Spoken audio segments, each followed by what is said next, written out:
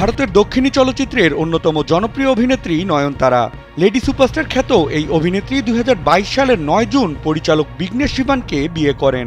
দীর্ঘ ৭ বছর প্রেমের পর বিবাহ বন্ধনে আবদ্ধ হওয়া এই দম্পতি বিয়ের ৩য় বর্ষ পেরিয়ে এখন ৪র্থ বছরে পা রেখেছেন। তবে সম্প্রতি কিছু ইঙ্গিতপূর্ণ পোস্ট ঘিরে নেটিজেনদের মাঝে শুরু হয়েছে গুঞ্জন। তবে কি বিচ্ছেদের পথে হাঁটছেন নয়নতারা ও বিঘ্নেশ?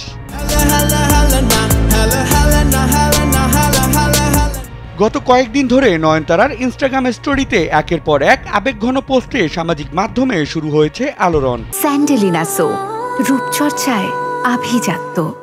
একটি পোস্টে তিনি লিখেছেন, বোকাকে বিয়ে করা ভুল। তবে অন্য আরেকটি পোস্টে তিনি লিখেছেন, পুরুষেরা কখনো পরিণত হয় না। সবশেষ একটি পোস্টে নয়নতারা লিখেছেন, আমাকে একা থাকতে দাও, আমি ক্লান্ত। এসব পোস্ট দেখে অনেকেই ধারণা করছেন নয়নতারা বিঘ্নেশ দাম্পত্যে চরম টানাপোড়েন চলছে। ভক্ত অনুরাগীরা এক প্রকার নিশ্চিত বলেই মনে করছেন দুই তারকার সংসার বুঝি ভাঙনের মুখে। তবে এসব গুঞ্জনের মাঝে নয়নতারার আরও একটি পোস্ট ভক্তদের ধাঁধায় ফেলে দেয়। পোস্টকৃত ফটোতে দেখা যায় সবুজ ঘাসে বেছানো চাদরে শুয়ে আছেন বিঘ্নেশ, আর তার পিঠের ওপর মাথা রেখেছেন নয়নতারা। ছবিটির ক্যাপশনে অভিনেত্রী লিখেছেন, আমরা যখন আমাদের নিয়ে পাগলাটে নিউজ দেখি তখন আমাদের প্রতিক্রিয়া এমনই।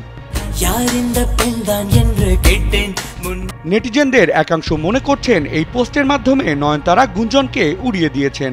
আবার অনেকেই বলছেন এটি হয়তো সাময়িক শান্তির চিত্র, ভেতরের টানাপোড়েন এখনো রয়েই গেছে।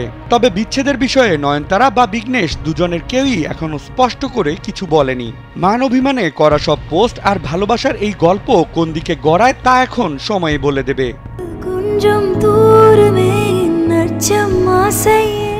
বিনোদন ডেস্ক, কালবেলা।